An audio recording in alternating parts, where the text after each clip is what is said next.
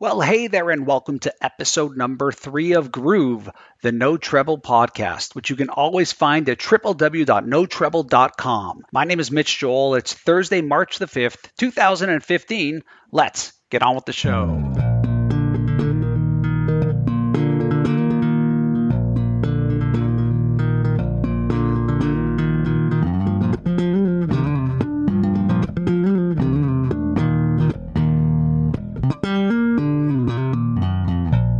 So, who are you and what do you do? Well, my name is Leland Sklar. I'm a bassist, and I'm actually based out of Los Angeles, Pasadena to be particular. And I've been playing music all my life, and I've been pretty much a studio touring bassist since around 1969-70 is when I started my official career. Yeah, it must be a crazy thing because everyone knows you, Lee, and over 2,000 albums. It's like I was like sort of hesitant to even say like who are you and what do you do, which is my standard opening, because I'm like, how would you ever compact a life like that into that? It's an amazing legacy of playing.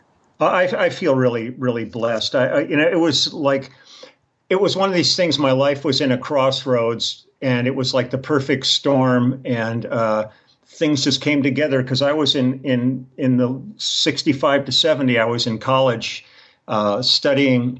I was really torn about my future. I was always in bands playing. I never thought that would be a career, but I was really good in fine arts, and I was thinking about becoming either a medical or a technical illustrator or applying to Scripps College of Oceanography and becoming an oceanographer because I was always fascinated with that.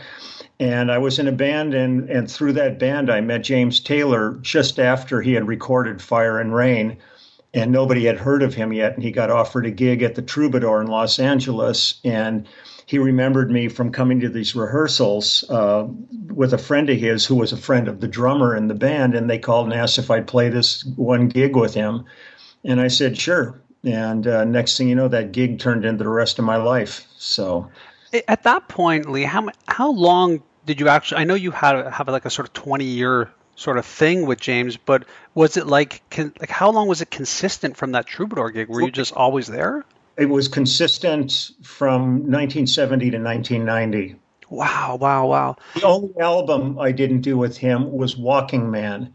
And he did that in New York with David Spinoza. I think, I don't know who else was on that band, but it was a New York-based group. And that was the only one that we had never recorded. We performed all that stuff live, but didn't record that. But other than that, I was on all the albums from the second album, which I think was One Man Dog, up through Never Die Young, I think was the last album we did together. And every tour too? Like that was the gig? Yeah, every tour. Wow. So we were out every summer. So James Taylor is an artist that, so many people are fascinated with, and it's an interesting thing because I feel like he is one of the most amazing guitar players, and it feels to me like the recognition of him as an actual guitarist came like a lot later, which we can talk about. But I'm more interested in that time frame because if I'm to understand or remember from what I've read, you were never into the whole drug culture or anything like that, right? No, never done any drugs or drank, or I don't even drink coffee. So it's sort of crazy because the story of James is that like it was like a pretty crazy time then for him. Well, the story of about 99% of the guys I've worked with my whole career has been on some level of abuse. It's just one of those things. I think one of the things that also made me a bass player is I'm a kind of type A personality, sort of control freak, and I don't like being out of control. So way before James, even when I was in bands in high school and guys would go out and drink beer, I was always the designated driver to make sure everybody got home from their gigs okay. And I was the last guy there, and half the time I would have a panel truck or a van so I could carry the gear. For me, I was never judgmental about it. The only thing that was ever I felt judgmental about was the sadness of so many guys I've known died from this Right. abuse from, cirrhosis of the liver or drug overdoses and things like that. And to me, that's a life not well spent when you do that. When I think of guys like Tommy Bolin and musicians like that should be contributing to this day and are long gone. It's heartbreaking. So you're sitting in a room. You're the bass player. You're contributing to this music. I'm similar. Like I've never done stuff or anything like that, and I always viewed it as like it's really interesting to be straight in a room that is either straight or hyper creative, or not straight and hyper creative. Yeah. What was that like in terms of a creative process for you? Because you were obviously being exposed to people who weren't famous or were on the cusp of becoming famous create things that are now seminal to so many people's lives. Like it must have been an interesting creative process for you. Well, it was, but the thing is, when you're at that moment in time, you don't see where it's headed. You're not really aware of what history is going to make of it. So when certainly you're sitting there. I mean, when I remember James came to me at one point, I think I don't know if maybe on Flag or it was the album, but he came to me and he said, I got this tune. I don't know if it's good enough, if we should cut it or not. And he played me Mill Worker.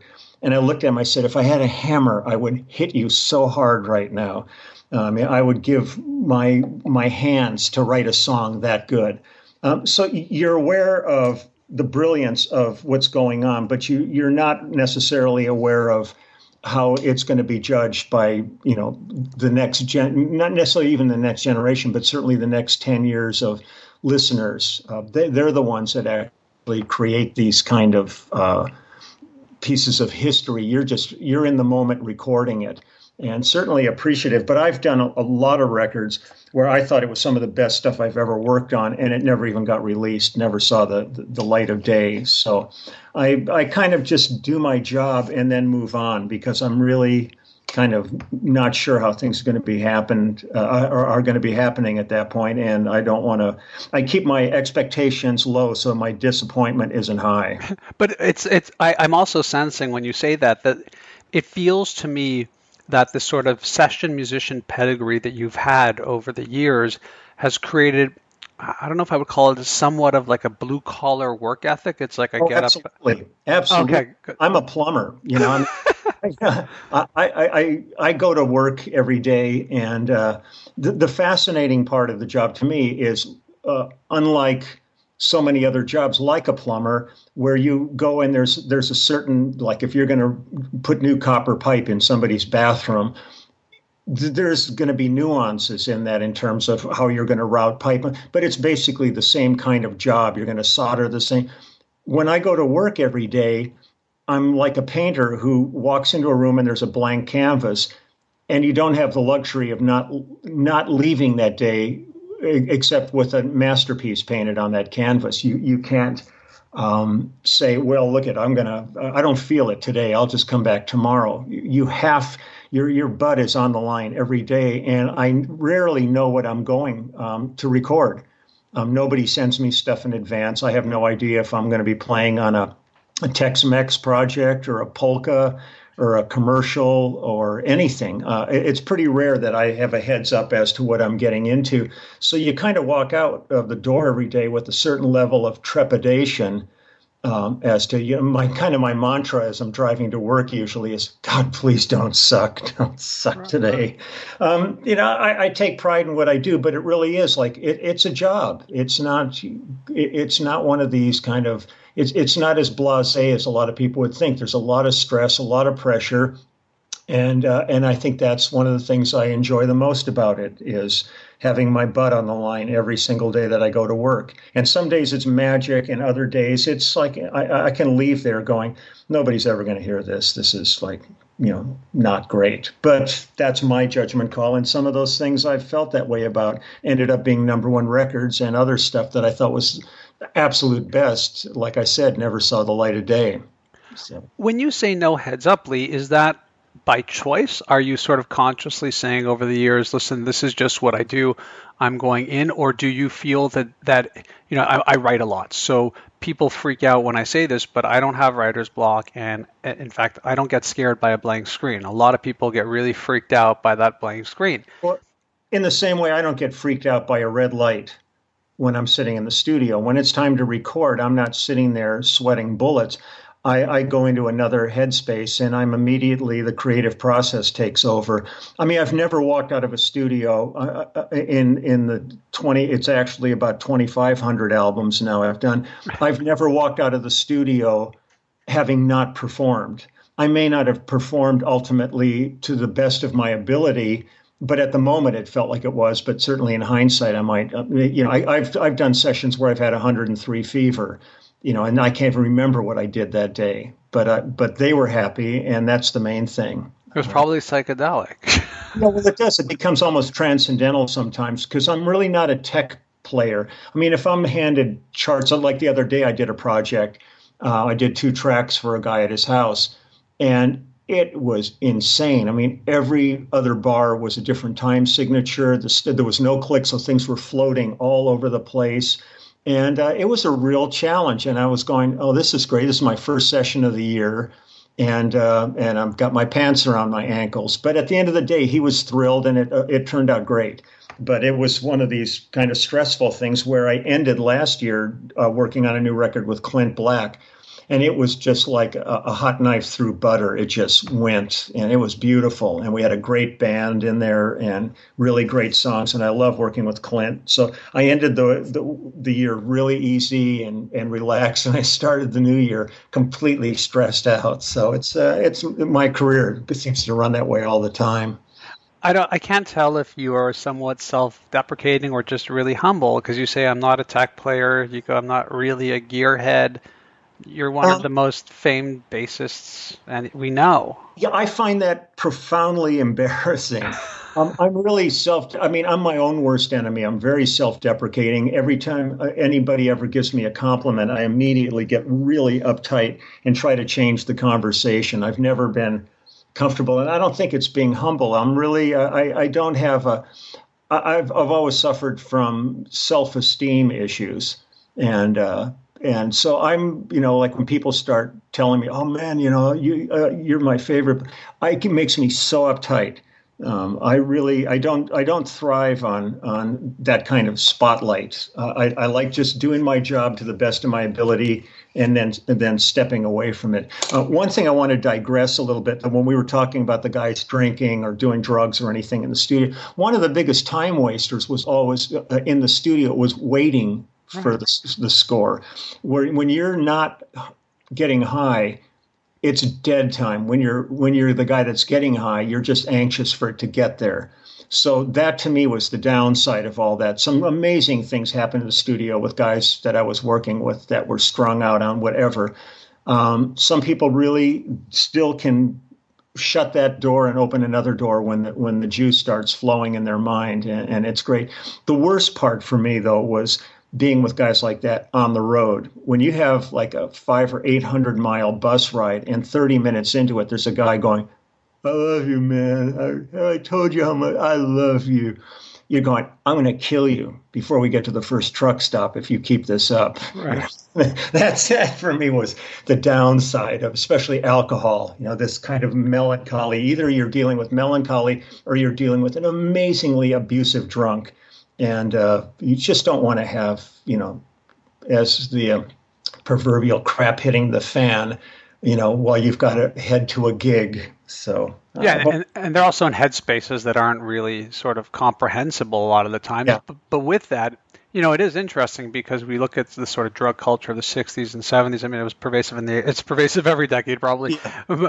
But there is something to be said about the music that came out of that. And I think especially with James Taylor, the sort of, I don't know him, but just based off biographies and stuff like that, it feels like it's almost like a miracle that he made it through. Oh, absolutely. I mean, guys like James, like David Crosby, who are still at the top of their game, and to have gone through kind of the horrors that they created for themselves in their lives. It's astounding. It's one of those things where I always dread the phone ringing because too many times it's been, "Man, did you hear about so and so? They just passed last night," and you just go, God, Dick Cheney's still alive, but we lost Jack Bruce. Explain this to me. Where's Where's justice? Yeah. Yeah, no kidding. So you were digressing, and I want to digress a little bit back. We talked about you not being a real gearhead, you not being a tech player, you having that sort of self-deprecating feeling of like, I think it's a humbleness, which is it's nice. It's you want that in a person, but when you define yourself as a bass player, what type of musician do you define yourself as? Like, how do you define yourself? I think if I had to come up with one word, that would describe what I do, I would say it's songsmith. Because I was really kind of blessed. Even before I met James, I was in really fun bands in LA. None of them ever had any success, but we always had great material. And when we were doing covers, we always picked really great stuff. But when I started working with James and Jackson Browne, and we started pretty much creating that West Coast soft rock or whatever that crap they wanted. Acoustic rock, yeah. Because for me, my roots before that, I was totally like into Cream and Hendrix and Zeppelin and 10 Years After. And that was the world I lived in. The bands I was in was always like kind of rock metal bands. And suddenly I was sitting there with these very sensitive singer-songwriters, kind of just having to find my way through this. But it's one of these things that I pretty much was around great songwriters, and it really made me think in a different way rather than just thinking about grooves and chops. When I was working with James, this guy to me really is still one of the most underrated guitarists, as you've said. I mean, I know so many guys that are monstrous studio guitarists that sit there and they go, how the hell does James do that? Yeah. Because his style is so unique. But he has a thumb that's constantly creating bass lines.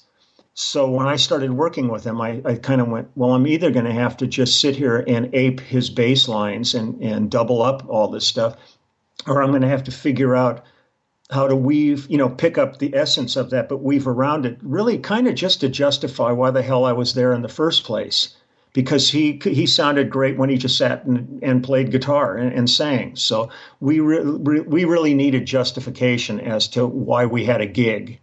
And it was kind of that period of like, McCartney was an enormous influence on me in terms of like a melodic bassist. John Entwistle was a huge hero of mine. Yeah. Jack Bruce, all those guys. And so it put me in a situation where I really had to focus on songs. And I've always I'm not a real clinician. I see guys. I've been asked to do videos and instructional videos, and I've always said no to those. And a lot of the clinics I've done, I almost never play in them. It's really kind of discussion because I just go, most of you cats would kind of scare the crap out of me chops wise in this room, because this is all you're doing. You're sleeping with the bass next to the bed. You're trying to eat cereal in the morning and running scales and all this. I just haven't done that in so long. But one thing I try to explain to them is, you can't be afraid of like whole notes. If a song requires it, when I'm working with say Reba McEntire, and the song is this beautiful lamenting ballad, and all it wants is like rich whole tones. I've done that with Vince Gill. That's good. That's what it wants. You don't need to impose yourself on the music. You need to contribute to the music.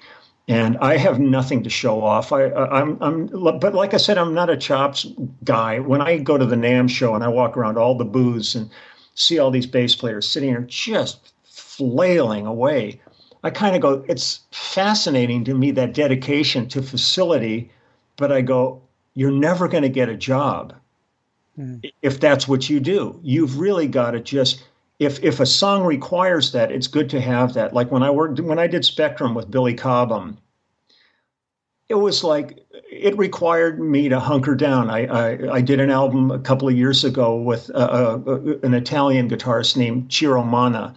And it's an instrumental thing, and we did it as a trio. It was Ciro, myself, and Simon Phillips on drums. Sure. And it was all in all kinds of odd time signatures, and he came in with no charts, and I had to double half his guitar stuff, and it was all this kind of rock fusion.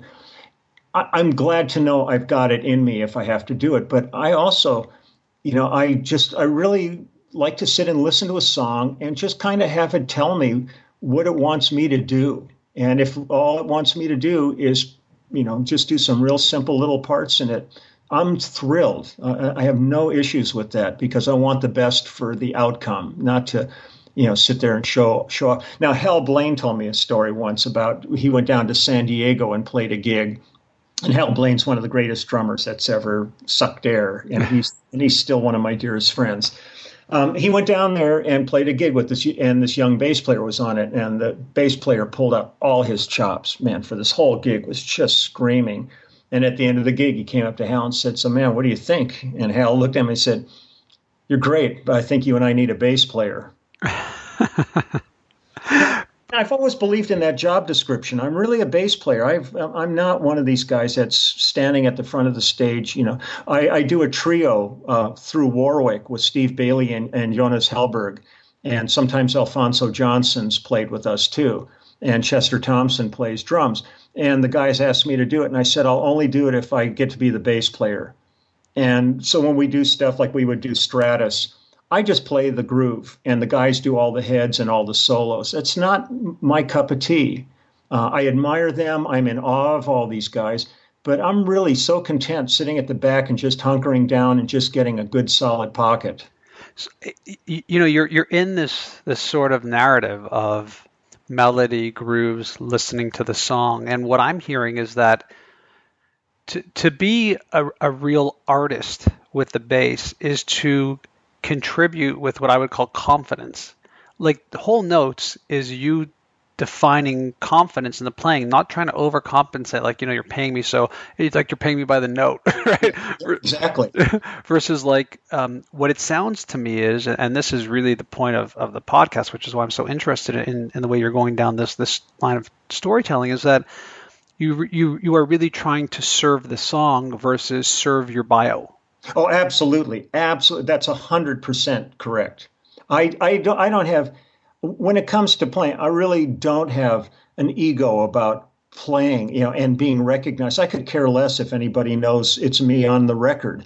All I want to do is make the end result the best it can possibly be. And my favorite drummer for that was Jeff Porcaro. And I always define Jeff as one of the bravest musicians I ever have worked with, because so many times guys would think, well, God, the producer wants me to really like lay in and, dig my chops, and, I've got this name and they really want me to perform. And I done stuff with Jeff where he would sit there and listen to the song, and next thing you know, instead of playing the kit, he would have his brushes out and doing like little textures into the overhead mics with them and hit a few things. And it was so minimalist. And you go back and listen to the take and you'd go, that was magical. This is unbelievable. Where every other guy I knew, as great as they all are, when I sat down and played a pocket, he was brave. He went with his instincts. And I try to be that way in my playing too.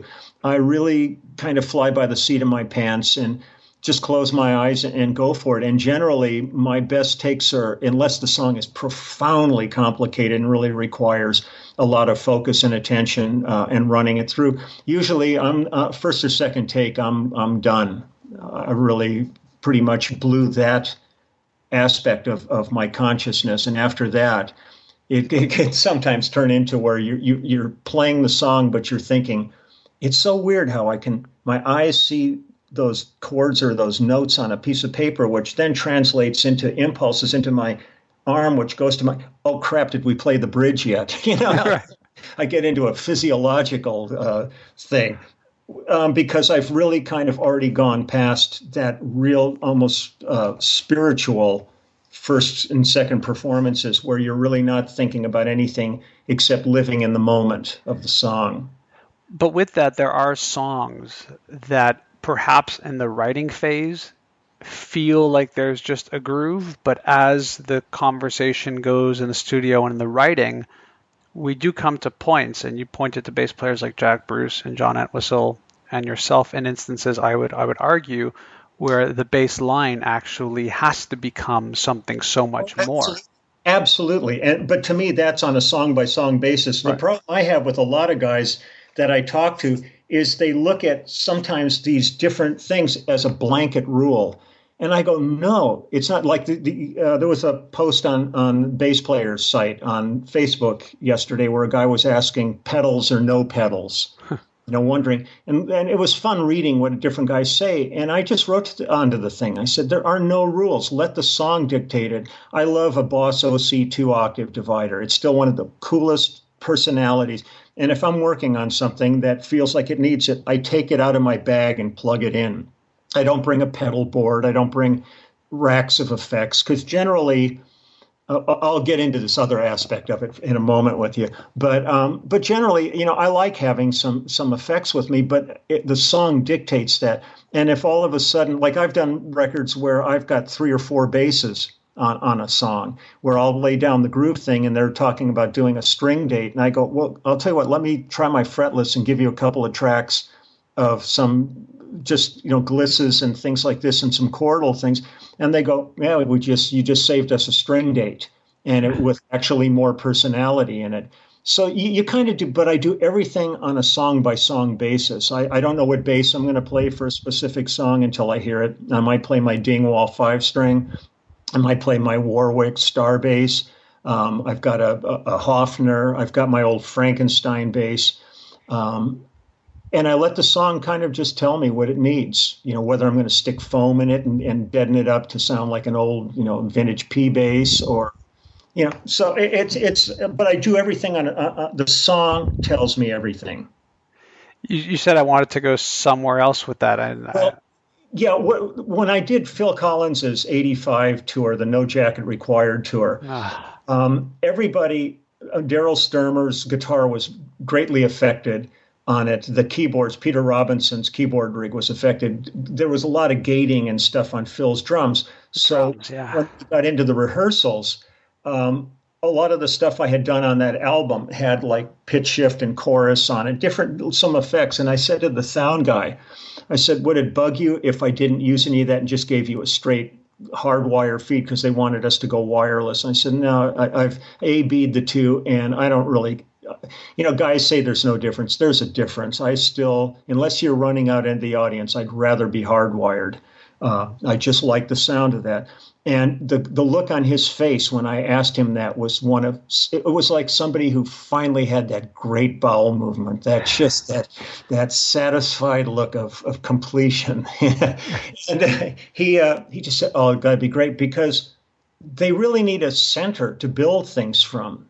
And you really are the foundation. So if you're vague, everything else is even vaguer. So I didn't use any effects on it. I think I had one song. I think on Susudio, I used an envelope filter. And then I think in the 90 tour, I did a couple of songs that required the octave divider. I did that originally on Another Day in Paradise because I recorded that up an octave with an octave divider. But for the most part, it made his life so much easier as the front of house guy to have really clean, pure bass to build everything else from. It's hard because it's your life, and I'm asking you to sort of like step out of your life and sort of look at it and go, it is somewhat fascinating to me, who's more of a lover of music than actually the playing, that when I think of you, Lee, I think of it as, I use the word natural. So you got this sort of natural intuition for the song that for the bass part really brings it together.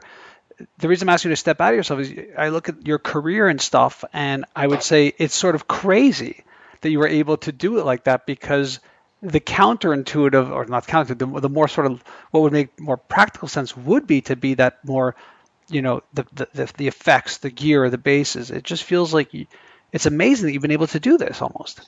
I really do step out of myself, even when I'm playing. I mean, I find it like the past, I've done a couple of master classes, and I did a thing at the London Bass Show. And I think some guys, it's really hard to describe. Like when I've seen some of the guys' different master classes, and I see guys like Jeff Berlin and these guys that go in there and really show you technically how to play, how to run all these different Mixolydian scales and how to do all this. And man, that is not in my repertoire at all. I've had some serious hand issues over the years, and like my middle finger on my left hand really doesn't function that well. So most of my playing is my first and fourth fingers. And I've just learned how to manipulate through this, which also created a style for me, because a lot of times where, like, if you were just playing like a C and going to a G, like the C on the A string to a G on the D string, most guys would go dum dum. I've over the years gotten to the point where I would hit the C and then just gliss up to the G. And I remember Mike Post, who I did all of his TV shows from Rockford Files and Magnum PI and Hill Street Blues and all those shows. He always said to me, "Man, you're like the king of the slide." Huh. And but my technical playing is really quite sloppy, and I really can't instruct people because it works for me, but it wouldn't necessarily work for them. But when I've done some of these, like the London bass show, I've got a folder in my iTunes that I just call, it's just a compilation. And it's a ton of different things that I've played on. And I play along with some of them just so people can see the physicality of playing and how I approach it. But sometimes I sit there kind of going, it is kind of weird when I'm playing along with like Amanda Marshall's record, which I loved, and who's one of the finest Canadian artists. I mean, she's just ridiculous. Yeah. We did that first album. Huge album. Yeah, so I'll play that, and then I'll do like Vanessa Carlton's 1,000 Miles. Then I'll do the Weather Girls, It's Raining Men. And then I play like a Lyle Lovett, That's Right, You're Not From Texas, which is full-on Texas swing. And then I'll play Tarian Matador or something like that. And I kind of sit there going, yeah, it is kind of mind-blowing, where I think of guys that are like in bands that have really just had to do one thing their whole career, which sometimes I'm jealous of, because all they have to do is learn their set, and they've had an entire career based on maybe 50 songs or 100 songs that they choose from over the course of their career. And I have to go out and I did a thing a while back, and they did a guesstimation. They went through my discography, and they came up with, they said that it appears that I've played on about 26,000 songs during the course of my career. And all this, so I sit back and I go, that's kind of mind blowing, but for me, it really is natural. I mean, it's like every day when I go to work, it's a whole different set of circumstances. I mean, I remember going in one day and I was doing Flaco Jimenez's album, who's like the great from the Texas Tornadoes and one of the greatest button Tejano accordion players. And then the next day I was in the studio and we did an album with Ted Knight from the Mary Tyler Moore Show called Hi Guys. So you never know. And it's just, to me, that's the fun of it all, is this complete adventure. And I go in every day like I'm a box of tape that was just set on a giant magnet. So I've been degaussed and I'm starting fresh every day. Well, what's most interesting about it, and you sort of touched on this, is that when you said, I'm sort of jealous of the fact that these guys have their bands, I would argue, or I would propose to you something different, which is that when you become like that, you become somewhat derivative of yourself, especially when you have success. It's like, oh, I'm a folk singer. Oh, I do this. This is what I'm known for. And whether it's very rare that you see artists who can be artists and not sort of become derivative of something, a genre, their style of playing.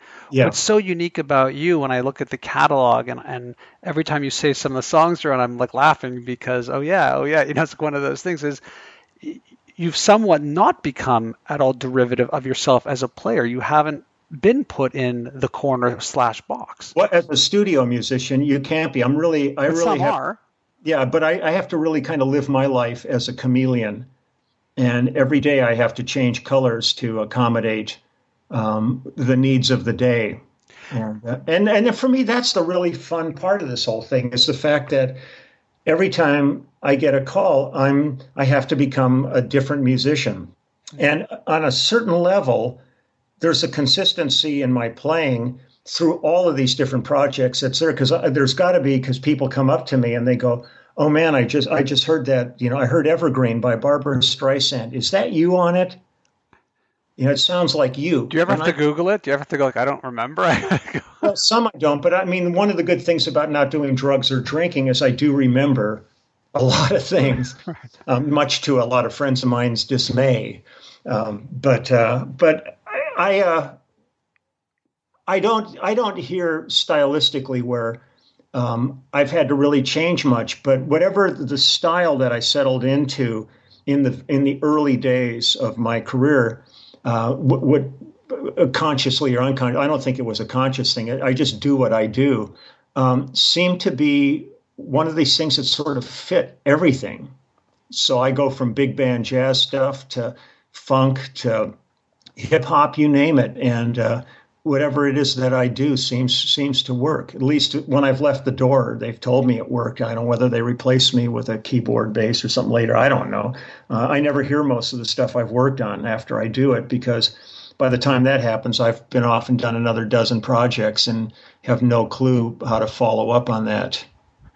I often am very curious about that sort of first moment when someone saw the bass, touched the bass, and your story is somewhat well documented in terms of school and switching from piano over to bass. And I think with you, Lee, I'm more curious about now and how you see the bass. And the context that I want to put it in for you is that I'd stepped away from playing for several years. I still had a passion for music. I just went on with my professional career and stuff like that. And this podcast is sort of me getting more back into being interested in bass players and music. And when I came back into it after, let's call it 10, 15 years, I was somewhat surprised and in a good way, how the instrument had advanced in terms of the usage of 5 and 6 strings and all that sort of like the real sort of new evolution of bass players.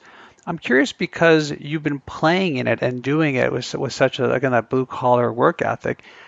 Instead of asking you about how you first felt when you see the bass, how do you feel about the bass now today? Well, I'm very excited about it. I love going on YouTube and just looking at videos of players from all over the world and different approaches that guys have. You see street musicians sitting in Paris with just like a little pig nose amp and playing the most staggering stuff. To me, the amount of strings don't matter if you're using them properly. I use a 5 only for the bottom end. I've never used a 6 because to me, when you really start getting up into the top end of a 6 string, you need a bass player. That's for me. That's not to say when I would sit and listen to John Patitucci playing a 6 string, I just go, yeah, right. Give me a break. But to watch all the different approaches that people have, if I have to make an observation about it, like when I go in, most of the time when I see videos of guys playing, or when I go to the NAMM show, I think I said this in the beginning, I see mostly guys slapping and popping a ton of notes, but I rarely hear anybody just hunker down and play a groove like Bob Babbitt did on Rubber Band Man with the Spinners. And I think that's really where some of the focus has disappeared, is from, once again, the song. I see guys developing technical skills, but I always tell guys, they say, well, how did you practice? I say, I found records that I just loved, and I'd put them on my folks' hi-fi, and I'd play along with them and just keep playing along, get into the Righteous Brothers and James Brown and, whatever, the Beatles, and just play along with songs. Where I see guys now that seem to be incredibly focused on technical facilities, and not everybody can be Victor Wooten, who can do all that stuff, yet can hunker down and just play a beautiful part for a song. A lot of these guys are so focused on that if you really tried to make them sit down and play a James Taylor song, they lose it. In fact, one of the examples I'll give is I've gone on YouTube and pulled up Stratus, Billy Cobham, and I watched different performances of it. And one of the essences of that thing when we cut it, because basically we cut that whole album in 2 days, and it's pretty much one take of each song. And but the thing that to me worked on that is the monotony, and basically monotony in a hypnotic way of that bass part is it doesn't go anywhere. Even the drum fills and stuff, The bass part never changes. Yet almost every performance I see guys do, about halfway through it, they're bored, so they're starting to add all. They can't wait. Yeah, they just can't wait to suddenly whip it out and show everybody, how big theirs is. And you just kind of go, you really missed the whole point of this. And the whole point of it is that it doesn't do that. And to me, that's where I really see we've entered a time historically, I think, where the attention span of most people is so in such tiny increments that to sit and watch a movie that has a long shot is almost impossible. Where you look at old Hitchcock movies and even something like Taxi Driver at the end when they do the long shot after he's killed these guys and the camera just goes out shooting down through this entire building out to the street. You never see that anymore because people don't have the patience. And I see that with a lot of players is they don't have the patience just to sit down and find a pocket and just milk it. They get bored real fast and they want to start adding all kinds of stuff. Now, certainly they have the facility to do that, but whether or not that's the best thing to do. And I always just try to look at these guys and I go, do you want to work or do you want to just sit in a booth every year at the NAMM show? It's a tough call. Yeah. When I look at the body of work you've created, whether it's session or live, it's easy for me as a music fan to go, oh yeah, James Taylor, of course, Phil Collins, even Toto, I would say. Yeah. I would, just, it's so interesting. When you look at it, is it that, or are you like, no, it's like 9 to 5, Dolly Parton, and like Bernadette Peters? Like, how do you look at your own? Could you like look at it and go like, yeah, I want to talk about Phil Collins, I want to talk about Toto, or I never even think about it. For me, that's other people to talk about. The only thing that matters to me is what I'm doing today and what I'm doing tomorrow. I really never think about the past unless I have to pull it up for something. I think for a while I would meet guys and I'd talk to them and they would start talking about what they played on back in like 1983. And I go, well, what did you do this year? And they kind of really didn't do anything. And I go, I appreciate what you did in 83, but, I would think you'd still be hungry to be doing something in, 2023, just looking towards the future. So I really don't give a thought. I mean, I'm appreciative of my career, and I feel very blessed knowing that I've known other players that I feel have far more skill as a musician than I do that really haven't had the opportunities. But for whatever reason, like I said in the beginning, I was in a perfect storm and I had what was needed at the moment and jumped on it. I walked out of college and never got my degree. After 5 years, I was still changing majors and trying all kinds of things. And when James came along, I walked out the door and never looked back. But I don't really think about that until people ask me about my discography, and people are always posting things about it.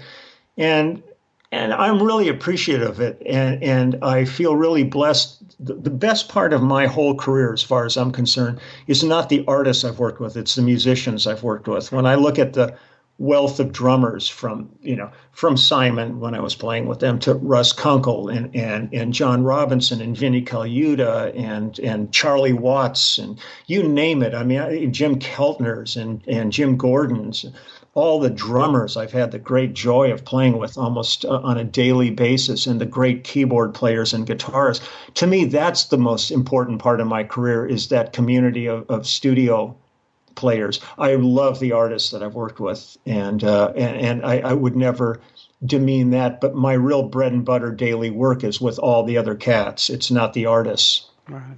So you brought the notion for it. So I'll ask you.